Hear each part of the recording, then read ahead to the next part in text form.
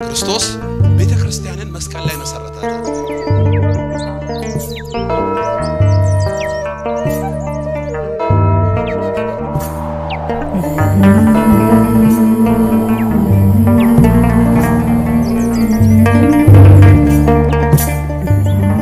ራሱ ክርስቶስ መጥቶ ከመስቀል ላይ እስከሚያወርዳት ድረስ መስቀል ላይ ተጠብቋል። ኦርቶዶክሳውያን ይሄን እንዳትረሱ። መስቀል ላይ ናት ቤተ ክርስቲያን። ሁሌ ዓርብ ነው ለቤተ ክርስቲያን። ጌታ ከታመነ ብዙ ዘመን ሆነ ፈተና አለው። አንገት ላይ ያሰርከውን ማተብ የምጠላ ሰይጣን አለ። መስቀል የምጠላ ሰይጣን አለ። ድንግል ማርያምን የማይፈልግ ሰይጣን አለ። አፕሪል ዘፉ የሞኝ ቀን አለ። ሰዎች ሞኝ የሚሆኑበት ቀን ክሬዚ ዴይ ይባላል። የእብድ ቀን ሰዎች የሚያብዱበት ቀን ከለር ዴይ ይባላል። ኖራ ተለቅልቆ የሚወጡበት ቀን ሰዎች ፊታቸውን የሆነ ነገር ቀብተውታል። ወተር ዴይ ብሎ ውሃ አስደፋም ሰው ብዙ አለ እኮ ዓለም ላይ ወተር ዴይ አለ። የሳቀን ይባል የለ ወዱር እያረረሰው ሲዝግምበት ቀን የሳቀን ሆነ የእመቤታችን ቀን ሲባል ጥቅስ ይፈልጋል። ለሳቀን ግን ጥቅስ አይፈልግም። ለድንግል ማርያም ልደቷን ስናከብር ማርያም ተወለደች የሚል ጥቅስ እንደውም ሰው ሆና ተወለደች የሚል ጥቅስ ይፈልጋል።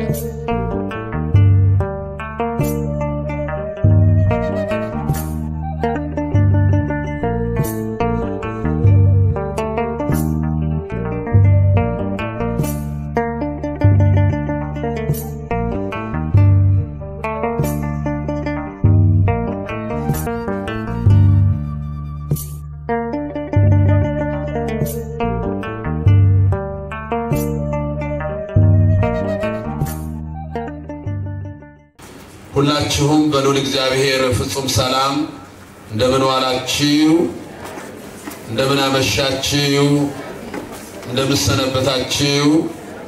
አሜን። አምላካችን እግዚአብሔር ስሙ ዛሬም ዘወትርም የተመሰገነ ይሁን። የምንማማርበት የትምህርታችን ርዕስ በገዛ ደሙ የዋጃት የእግዚአብሔር ቤተ ክርስቲያን በሚል ርዕስ ይሆናል። እስቲ ሁላችሁም ይሄን ድምጽ የምትሰሙ አንድ ጊዜ አብረን እንበል። በገዛ ደሙ በሉ። በገዛ ደሙ የዋጃት የእግዚአብሔር ቤተ ክርስቲያን። እንግዲህ ወር በገባ ሁሉ ጊዜ በ27ኛው ቀን መድኃኔ ዓለም ብለን እናነሳለን፣ እንጠራለን፣ እናስባለን። ኦርቶዶክሳዊት ቤተ ክርስቲያን መሰረቷም ጉልላቷም ሕይወቷም ታሪኳም መድኃኔ ዓለም ኢየሱስ ክርስቶስ ስለሆነ ዓመቱን ሙሉ 365 ቀን የሚቀደሰው ቅዳሴ ይሄንን ዕለት መድኃኔ ዓለምን እንድናስብ የሚያደርገን ነው። ቅዳሴ ሰኞ የሚቀደስ ማክሰኞ የሚቀደስ የሚወስደን ዓርብ ላይ ነው። እዛ ስነ ስቅለቱ ቦታ ነው የሚያደርሰን። ሁሉ ጊዜ ቤተ ክርስቲያናችን መስቀል ላይ ሆና በመስቀል ሕይወት ክርስቶስን የምታስብ ቤተ ክርስቲያን መሆኗን የምናስበው በትልቁ ሥርዓተ አምልኳችን ውስጥ ይሄንን በደንብ በማሳየት ነው።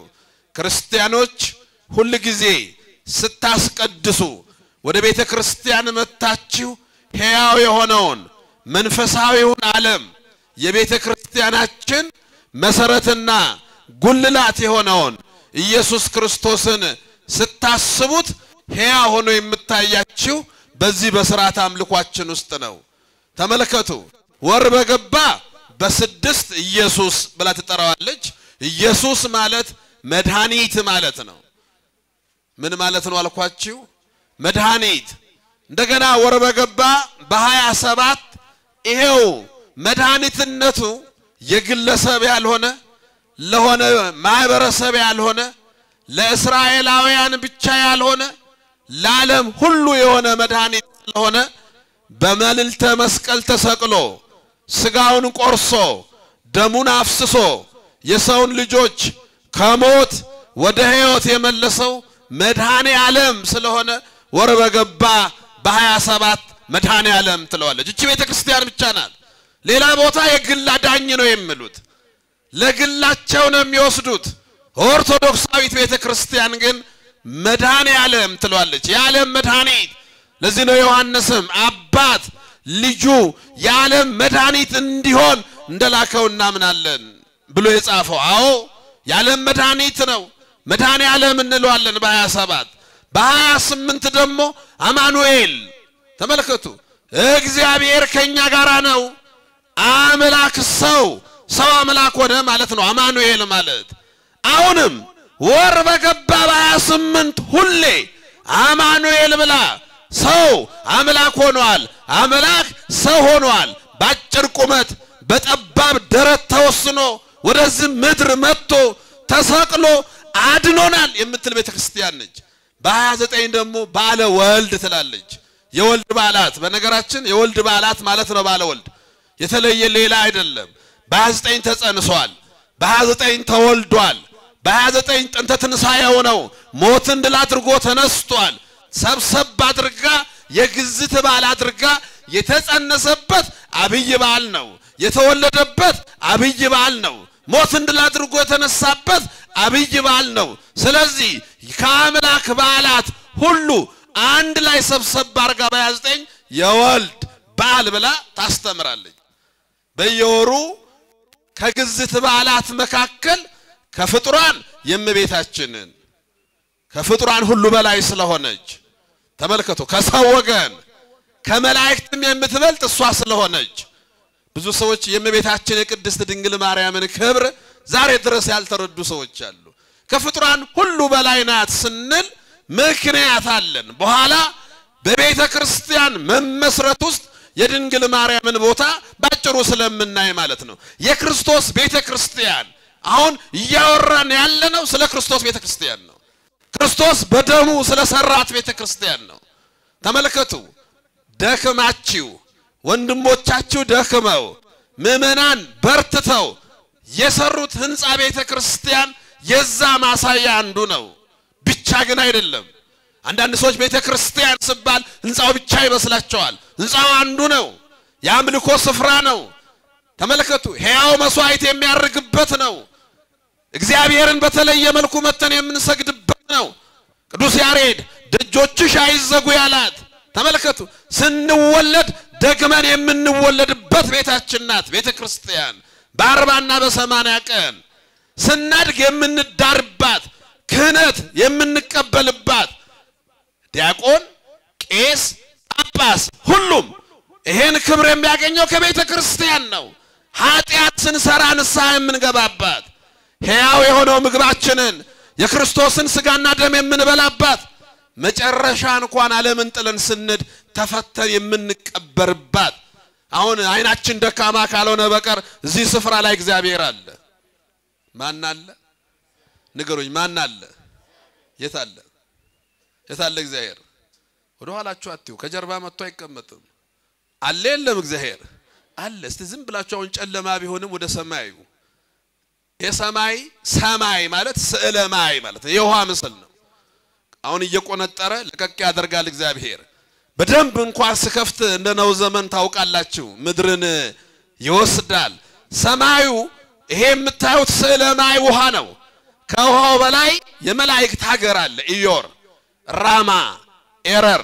ከዛ በላይ ከፍ ስትሉ ኢየሩሳሌም ሰማይ፣ መንበረ መንግስት፣ መንበረ ጸባዖት ብለን ከዛ ከፍ ስንል እግዚአብሔር አለ እንላለን። በሰማይ የምትኖር አባታችን እንላለን። የተቀመጥነው መሬት ላይ ነው፣ አፈር። ከአፈር በታች ምን አለ? ውሃ። ከውሃ በታች ምን አለ? እሳት። ከእሳት በታች ምን አለ? ንፋስ። አራቱ ባህራት የሚባሉ እንደሱ ናቸው። ከነፋሱ በታች ማን አለ? እግዚአብሔር። ለዚህ ነው ቅዱስ ዳዊት ወደ ሰማይ በወጣ አንተ በዛነ፣ ወደ ጥልቁም በወርድ አንተ በዛነ፣ አይታሐውርም ቅድመ ገጽከ፣ ካንተ ፊት ወዴት እሄዳለሁ አለ። ሙሉ ነው እግዚአብሔር፣ ሙሉ በኩል ይሄ ነው። እኛ በአላላው ሁለትም ሶስትም ሆናችሁ በስሜ በተሰባሰባችሁበት በዛ ስፍራ በመሃላችሁ እገኛለሁ። በእኛ መሃል እግዚአብሔር አለ። እግዚአብሔር ባለበት ማን አለ? መላእክት። ቅዱስ ገብርኤል እኮ በእግዚአብሔር ፊት የሚቆመው ገብርኤል ነኝ ነው ያለው። እግዚአብሔር ባለበት መላእክት አሉ። ቅዱስ ዳዊት በመዝሙር 47 ላይ ወደ ቤተ መቅደስ መጣ። ወደ ቤተ መቅደስ ስመጣ መላእክት ረበው አዩ የኛን ደካማውን ሆኖ እንጂ አሁን ከኛ መሃል ያሉትን መላእክት የኛን ህብረት የመላእክት ህብረት ደካማ ሆነን እንጂ አሉና ቅዱስ ገብርኤል እነ ቅዱስ ሚካኤል አየ ዳዊት ከዛ በኋላ ምን አለ በመላእክት ፊት ዘምራለሁ አለና ወደ ቅዱስ መቅደስህም ሰግዳለሁ አለ እስቲ በሉ በመላእክት ፊት በሉ ዘምራለሁ ወደ ቅዱስ መቅደስህም ምን ይላልው ሰግዳለሁ አሁን እዚህ መተን ስንሰግድ ከዳዊት እኮ እኛ አንበልጥም አንዳንድ ሰዎች ለምን ተሰግዳላችሁ በቅድስናው ስፍራ ለእግዚአብሔር ስገዱ ተብሎ ተጽፏል እኮ የቃል ኪዳኑ ታቦት ያለበት ነው መስዋዕቱ የሚያርግበት ነው ማህሌት የሚቆምበት ነው ተመልከቱ ቅድም ያለ ሁሉ ሥርዓት የሚፈጸምበት ነው የቅድስናው ስፍራ ነው ካለም የተለየ ነው ለእግዚአብሔር ነው የምንሰግደው መተን ብዙ ሰዎች መተን የምንሰግደው ለጣራና ለግርግዳ ይመስላችኋል ቦታው ቅዱስ ነው እንዴ ቦታው ቅዱስ ነው ብርሃነ መለኮቱን ደብረ ታቦር ላይ ገልጧል ክርስቶስ ታስታውሳላችሁ በቅዱሱ ተራራ ይላል ጴጥሮስ ራሱ በቅዱሱ ተራራ እኛም ይሄንን ድምጽ ሰማን ልጄ ነው ስሙት የሚለውን ድምጽ ሰማን ቅዱሱ ተራራ የተለየ ተራራ ቀደሰ ለየ መረጠ አከበረ ቅዱሱ ተራራ ደብረ ታቦር ላይ ሙሴ ኤልያስ ነቢያት አሉ በቅዱሱ ተራራ በደብረ ታቦር ላይ ቅዱስ ጴጥሮስ ዮሐንስና ያዕቆብ ሐዋርያት አሉ መሃላቸው ላይሳ ኢየሱስ ክርስቶስ አለ እዚህ ነው ራሱ ቅዱስ ጳውሎስ በነቢያትና በሐዋርያት መሰረት ላይ ታንጻቸዋል የማይዘኑም ራስ ኢየሱስ ክርስቶስ ነው ነቢያት ትንቢት የተናገሩለት ይመጣል ይወለዳል ይሰደዳል ይሰቀላል ይሞታል ሞትን ድል አድርጎ ይነሳል በክብር በምስጋና ያርጋል ተመልሶ ይመጣል ብለው ትንቢት ተናገሩለት ሐዋርያት መጣ ተወለደ ተሰደደ ተጠመቀ ሞተ ሞትን ድል አድርጎ ተነሳ ክብር በምስጋና ወደ ሰማይ ያረገ ተመልሶ ይመጣል ብሎ ሰበኩ ስለማን ስለ ክርስቶስ استقداسያችንን ነው ቅዳሴ ዝም ብላችሁ ምቀድሱትን ሉካን ተመልከቱ 5 ናቸው ስንት ነው ቅዳሴ ምቀድሰው በብዛት 5 ሁለት ቄሶችና 3 ዲያቆናት ደብረ ታቦር ላይ ሄዱ ሁለቱ ቄሶች የሁለቱ ነቢያት ምሳሌ ናቸው የሁለቱ ነቢያት ሶስቱ ዲያቆናት የሶስቱ ሐዋርያት ምሳሌ ናቸው እዚህ መሃል ላይ መንበሩ አለ መንበሩ ላይ ኢየሱስ ክርስቶስ ያለ የነበረ የምኖር አልፋዎ ቤታ የወጣ የሚል ስሙ አለ መሃል ላይ የክርስቶስ ሥጋና ደም አለ ሁለቱ ነቢያት የሁለቱ ካህናት ሶስቱ ዲያቆናት የሶስቱ ሐዋርያት መንበሩ ታቦቱ ክርስቶስ አለ አማናዊት ደብረ ታቦር ላይ ምስጢረ መለኮቱ እንደተገለጠው የነቢያት ታሪክ እዚህ ቤት ውስጥ አለ ወዳጄ የነቢያት ታሪክ እኔ ነብይ ነኝ የሚል ሰው አታገኙም እዚህ የለም በኦርቶዶክስ ቤተክርስቲያን ውስጥ ነብይ ነኝ የሚል ነቢያት ግን ይታሰባሉ እዚህ ሐዋርያ ነኝ ብሎ የሐዋርያት ክብር የሚሸፍን ሰው አታገኙም እዚህ ሐዋርያት ግን ይታሰባሉ ተመልከቱ ሐዋርያትን እናስባቸዋለን እናከብራቸዋለን ስማቸውን እየጠራን እግዚአብሔርን ለምናለን ዋኖቻችን ስለሆኑ አንረሳቸውም ቅዱሳን አሁን ዓለም ላይ ዝም ብላችሁ ይስጡ የሞኝ ቀን አለኩ አፕሪል ዘፉል የሞኝ ቀን አለ ሰዎች ሞኝ የሚሆኑበት ቀን ክሬዚ ዴይ የሚባላል የእብድ ቀን ሰዎች የሚያብዱበት ቀን ከለር ዴይ የሚባላል ኖራ ተለቅልቆ የሚወጡበት ቀን ሰዎች ፊታቸውን የሆነ ነገር ቀብተው ወጣሉ ወተር ዴይ ብሎ ውሃ ስደፋ የሚል ሰው ብዙ ነው አይደል አለኩ ዓለም ላይ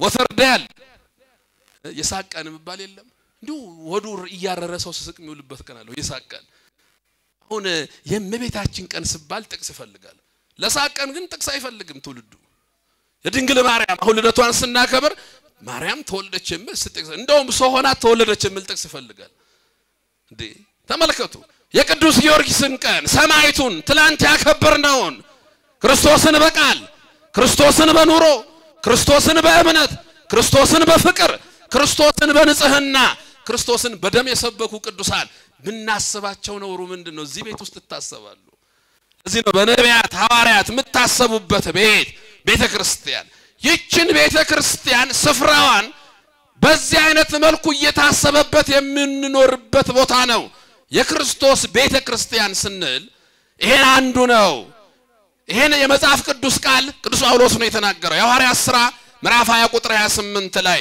በገዛ ደሙ የዋጃት የእግዚአብሔር ቤተክርስቲያን ነው ያለው በደሙ አሁን ይህችን ዕለት መድኃኔዓለም የሚለውን ዕለት ስናስብ በክርስቶስ ደም የተመሰረተች ቤተክርስቲያን አለች በደሙ የዋጃት በደሙ የገዛት ክርስቲያኖች ይሄን እንዳትረሱ ብዙ ጊዜ ቤተክርስቲያን ሲባል አይምሮአችን ውስጥ መምጣት ያለበት ይሄ ነው መድኃኔዓለም መሰረቱ እሱ መሰረታለሁ ብሎ አስቀድሞ የተናገረው እሱ ስምዖን ወልደ ዮና ልጅ ስምዖን ሆይ ሰዎች የሰው ልጅ ማን ይሉታል ብሎ መልስ በሰጠበት ጊዜ የማቴዎስ ወንጌል ምዕራፍ 16 ቁጥር 13 ጀምራችሁ ስታነቡ ጥያቄ ጠይቋል ቅዱሳን ሐዋርያትን ሰዎች የሰው ልጅ ማን ብሎ ይጠሩታል አሁን እግዚአብሔር ልብና ኩላሊትን የሚመረምር አምላክ ሁላችንን የሚያውቅ አምላክ ስለሱ የምንነገረውን አያውቅም ያውቃል ግን ዓለም የሚለውን ዛሬም ድረስ የቀጠለ ስላለ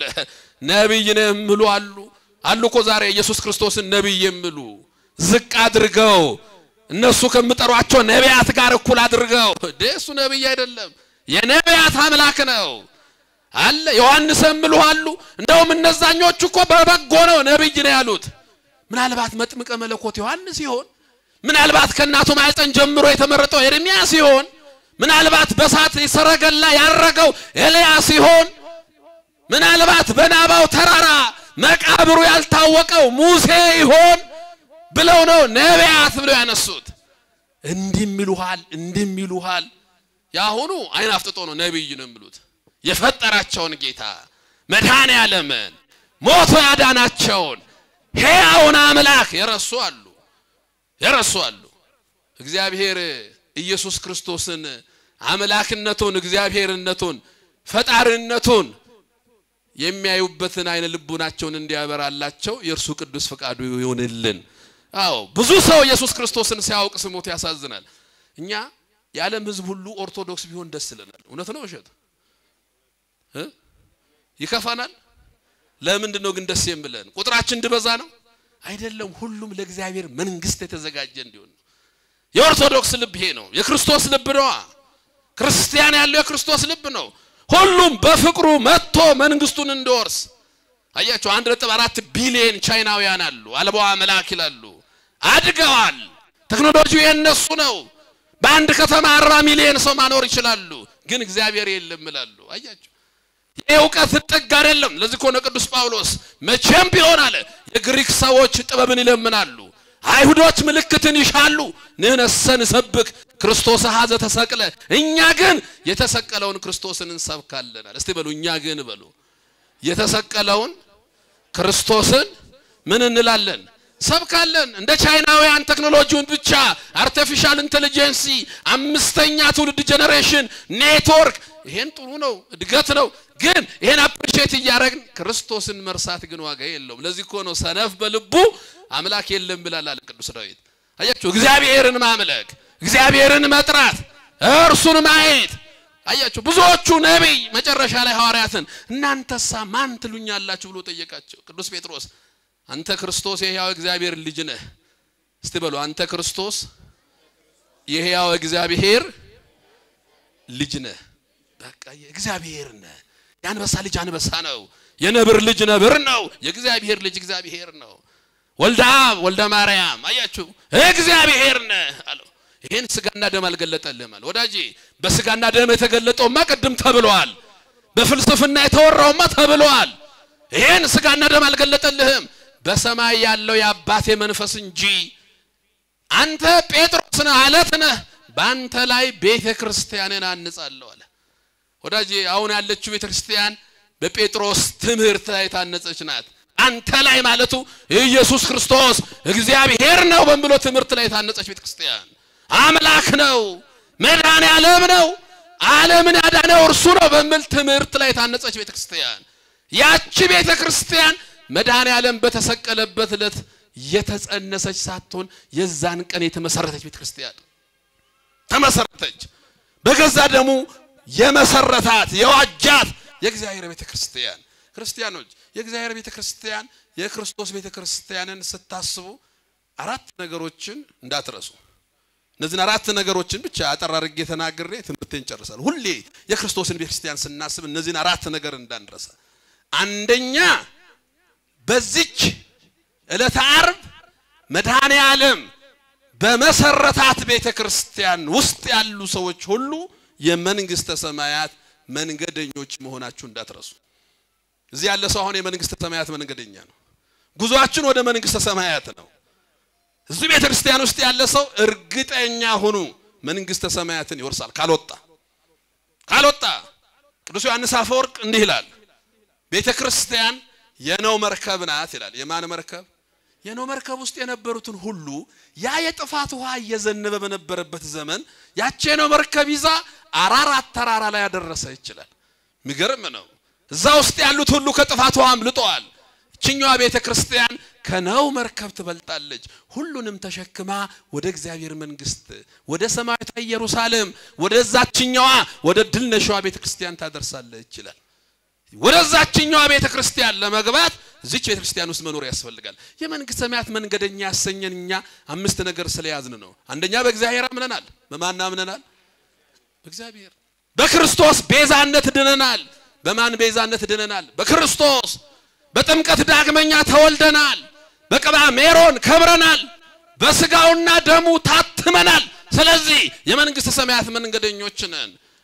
ክርስቶስ በሰራት ቤተክርስቲያን ውስጥ ያለ ሰው መዳረሻው መንግስተ ሰማያት ነው። ቅዱስ ጳውሎስ ስለዚህ ነው ዕብራውያን ምዕራፍ 12 ቁጥር 16 ላይ እንዲህ ይላል አይዟችሁ በርቱ ወደ ጽዮን ተራራ ወደ ሕያው እግዚአብሔር ከተማ በደስታ ወደ ተሰበሰቡ ወደ መላእክት ህብረት ቀርባችኋል ይላል። አያችሁ ጉዟችን ወደ ጽዮን ተራራ ወደ ሕያው እግዚአብሔር ከተማ በደስታ ወደ ተሰበሰቡ ወደ መላእክት ህብረት ቀርባችኋል። ለምን? ያላችሁት በክርስቶስ ቤተክርስቲያን ውስጥ ስለሆነ። ይሄን እንዳትረሱ የመጀመሪያው። ሁለተኛው በዚች ቤተክርስቲያን ውስጥ ያለ ሰው የዚህ የመንግስተ ሰማያት መንገደኛ የሆነ ሰው ሁሌ መርሳት የሌለበትን በዚህ ቀን ክርስቶስ የሰጠውን ስጦታዎቹን መርሳት የለበትም። መድኃኔ ዓለም ዓርብ ቀን ብዙ ስጦታ ሰጥቷል። የመጀመሪያውና ትልቁ ስጦታ መስቀሉ ነው። ክርስቲያኖች እስቲ ከኔ ጋር በሉ መስቀል በሉ። ኃይላችን ነው። መስቀል ጽናችን ነው። መስቀል ቤዛችን ነው። መስቀል የነፍሳችን መዳኛ ነው። ይሄንን ያገኘነው ዓርብ ነው። ክርስቶስ ዓርብ መስቀል ላይ እስኪሰቀል ድረስ መስቀል የእርግማን ምልክት ነበር። ክርስቶስ ተሰቅሎ መስቀልን በደሙ ከቀደሰ ሰው በሰሞነ ሕማማት ታስታውሳላችሁ። መስቀል መሳለም የለም ሁሉም ነገር ይቀርና ዓርብ ቀን ግን እንዲል እንላለን ለመስቀልከ ንሰግድ እግዚኦ እንላለን። ጌታ ሆይ ለመስቀል እንሰግዳለን። አንተ ላከበርከው መስቀል የጸጋ ስግደት የአክብሮት ስግደት እንሰግዳለን። አሁን መስቀል ከብሯል። አሁን መስቀል የድል ምልክት ሆኗል። አሁን መስቀል ከሞት ወደ ሕይወት የተሸጋገርንበት ጥል የተገደለበት የዘላለምን ሕይወት የወረስንበት ምልክታችን ሆኗል። በብሉይ ኪዳን ግን የርግማን ምልክት ነበረ። ዓርብ ዕለት መስቀልን አገኘን። ዓርብ ዕለት ተመልከቱ በአምላክ ሕሊና በአዳም ባሕርይ ውስጥ ሳትቆሽሽ ንጹህ ዕንቁ ሆና የነበረችውን ድንግል ማርያምንም ዓርብ ዕለት አረጋግጦ ሰጠን ክርስቶስ። እነሆ እናትህ ተመልከቱ የነበረችውን ማረጋገጫ ዓርብ ቀን ለኛ ቤተክርስቲያን ይሄን ማንረሳበት ሁሉ ጊዜ በማህሌቱ ላይ እንዲህ የሚል ቃል አለ ተፈጸመ ተስፋ አበው በማርያም ድንግል ይሉና ወበቀራንዮ ተተክለ መድኃኒት መስቀል ይላሉ። የአባቶቻችን ተስፋ የነቢያት እንባ ያበው ለቅሶ በድንግል ማርያም ፍጻሜውን አገኘ ይሉና በቀራንዮ ላይ መድኃኒት የሆነው መስቀል ተተከለ። ዓርብን ስናስብ እነዚህን ስጦታዎች እናስብ። ይሄ ብቻ አይደለም። ዓርብን ስናስብ ክርስቲያኖች የተሰጠን አዲስ ስጦታ የነበረን ርስት ተመልሶልናል። ዓርብ ዕለት ገነት ተከፍቶልናል። አሁን የአዲስ ኪዳን ክርስቲያን በቅዳሴ ጊዜ ዲያቆኑ የተቀመጣችሁ ተነሱ ይላል። የተቀመጣችሁ ምን በሉ? ከዛ ወዴት ተመልከቱ ነው ብለው ነጽሩ ውስጥ ተጽባህ ወደ ምስራቅ ተመልከቱ። አሁን ጉዟችን በቀጥታ ወደ እግዚአብሔር መንግስት ነው። ቅድም ያለውን ነው ስጦታ። ገነት 5500 ዘመን ዝግ ነበረች። ቅዱሳን እንኳን በረድኤተ እግዚአብሔር ተጠብቀው ሲኦል ውስጥ እሳቱ አያገኛቸውም እንጂ የገነት በር ዝግ ነው። እግዚአብሔር ሞቶ ተመልከቱ አምላካችን እግዚአብሔር ለኛ ፍቅር ብሎ ራሱን ቤዛ አድርጎ ከሰጠን በኋላ መጀመሪያ ያረገልን ገነትን ነው የከፈተልን። ገነት አሁን ለክርስቲያኖች በሱ አምነው መጥተው ለምጓዙ የተከፈተች ናት። ለዚህ ነው ወደ ምስራቅ ወደ ገነት ተመልከቱ። ወደ ኋላ መመልከት የለም። ሕፃናት ሲጠመቁ ወይም ንዑሰ ክርስቲያን ሲጠመቁ አይታችሁ ከሆነ ዲያቆኑ መጀመሪያ ልጁን ይወስድና ፊቱን ወደ ምስራቅ ነው የሚያዞረው። አባቴ አዳም ኃጢአት ከመስራት በፊት 7 ዓመት ገነት ነበር ይላል። ከዛ ፊቱን ወደ ምዕራብ ያዞረዋል። አባቴ አዳም ኃጢአት ሰርቶ 5500 ዘመን ሲኦል ገብቷል ይላል። ከዛ ካህኑ ይቀበልና ያጠምቀዋል። ካጠመቀው በኋላ የሕፃኑን ፊት ወስዶ ወደ ምስራቅ ያዞረዋል። ተጠምቀሃል፣ የክርስቶስ ልጅ ሆነሃል። ከዚህ በኋላ ሀገር ያቻት ፊትህ ወደ ምስራቅ ወደ ገነት ተመልከት። እኔ ምገርሙኝ አንዳንድ ሰዎች ለምሳሌ በቅዱስ ክርስቶስ ሰምራ ወይም ደግሞ በሚካኤል ምልጃ 10,000 ነፍሳት የሆነ ድርሳን ላይ ገርላ ተጽፎ ከሲኦል ወጡ እንዴ ሲኦል ባዶ ሊቀር አይደል እንደሚሉ ሰዎች አሉ። እንዴ ክርስቶስ ሰምራ 10,000 ካወጣች ሲኦል ባዶ ሊቀር አይደል? ሄድና ገባ አንተ ከፈለክ። የክርስትና ዓላማ እኮ ሲኦልን ባዶ ማድረግ ነው ወዳጄ።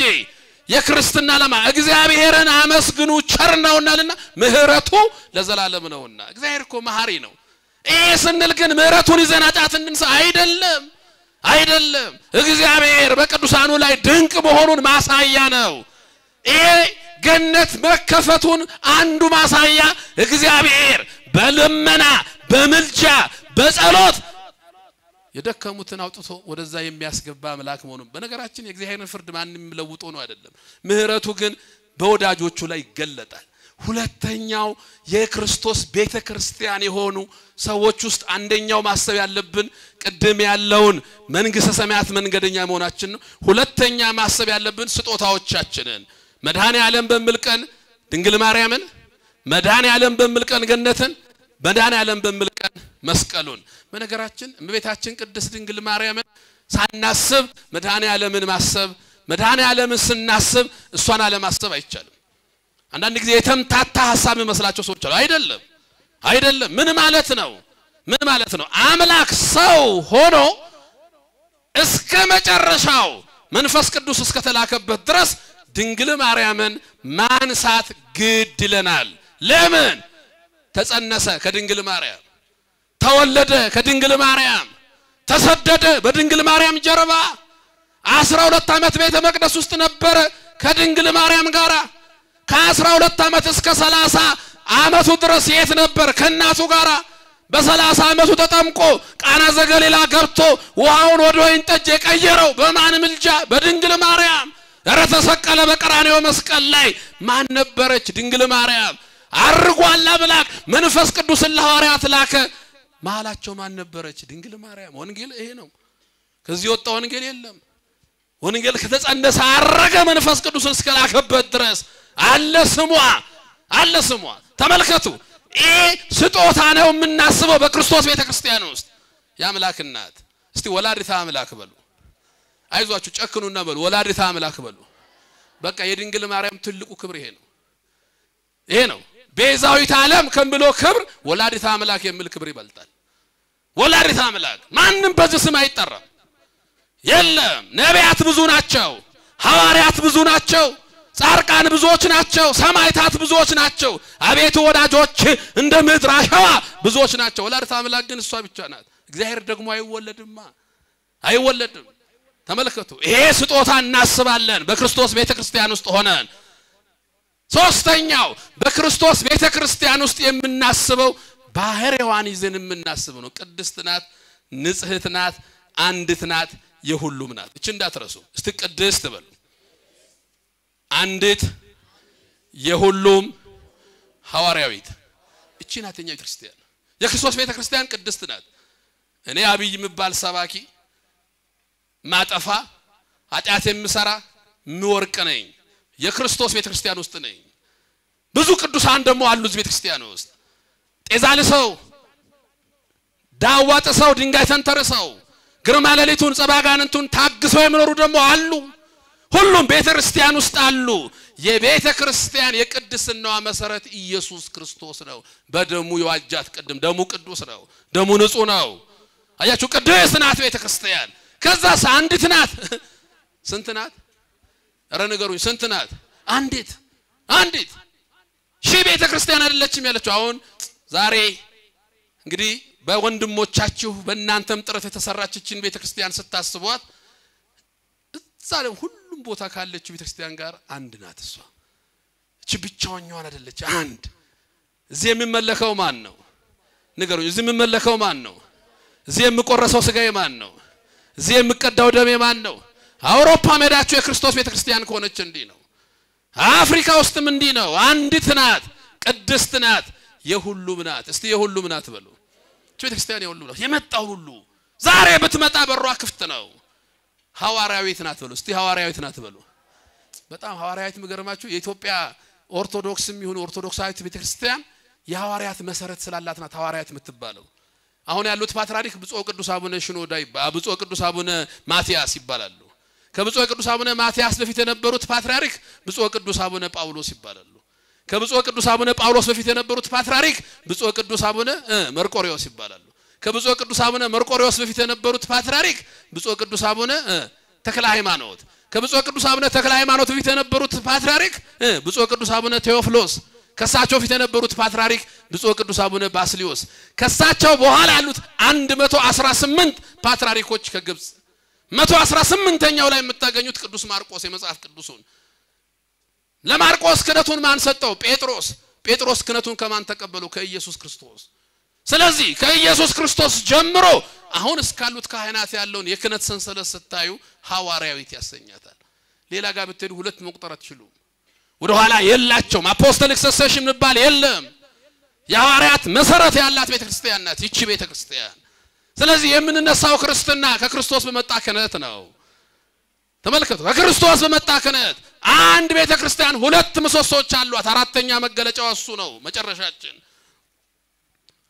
አራተኛ መገለጫው ሁለት ምሰሶች አንዱ ክህነት ነው አንዱ መስዋዕት ነው እስቲ ክህነት በሉ መስዋዕት ቤተክርስቲያን ክህነትና መስዋዕት ከሌላት ቤተክርስቲያን አትባልም አያችሁ ያለ ክህነት መስዋዕት የለም ያለ መስዋዕትም ክህነት የለም ይቺ ኦርቶዶክሳዊት ቤተክርስቲያን ተመልከቱ ክርስቶስ በገዛ ደሙ የዋጃት የክርስቶስ ቤተክርስቲያን የእግዚአብሔር ቤተክርስቲያን በዚህ ሁለት ምሰሶች ላይ ቆመች ናት አንደኛው ክህነት ነው ክህነቱ አሁን እንዳየነው የሐዋርያት ነው ክህነቱ ከክርስቶስ የመጣ ነው መስዋዕቱ ደግሞ የአዲስ ኪዳን ቤተክርስቲያን ስለሆነች ሕያው መስዋዕት ነው ስጋዬን የበላ ደምን የጠጣ የዘላለም ሕይወት አለው ይሄ የክርስቶስ ስጋና ደም ሁሉ ጊዜ ትኩስ ሆኖ የዕለት ዓርቡ ነው መድኃኔ ዓለም ብለን እንድናስብ የሚያደርገው እኮ ያ ዓርብ ቀን በማይከለ ምድር በአዳም አጥም ላይ የተቆረሰው ስጋ የፈሰሰው ደም ነው አባ ሕርያቆስ እንዲህ አለ ህብስቱን አነሳ ባረከ ቆረሰ ለሐዋርያት ሰጣቸው እነሱም በሉ ጽዋውንም አነሳ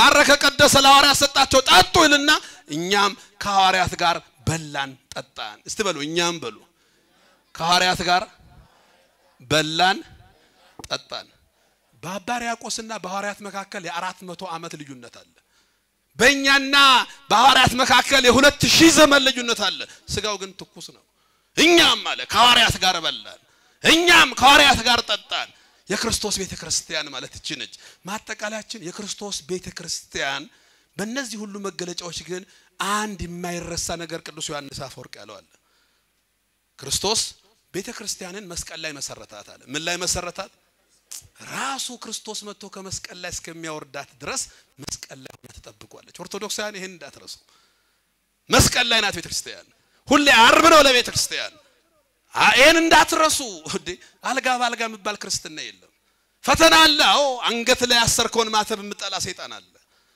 መስቀል የምጠላ ሰይጣን አለ ድንግል ማርያምን የማይፈልግ ሰይጣን አለ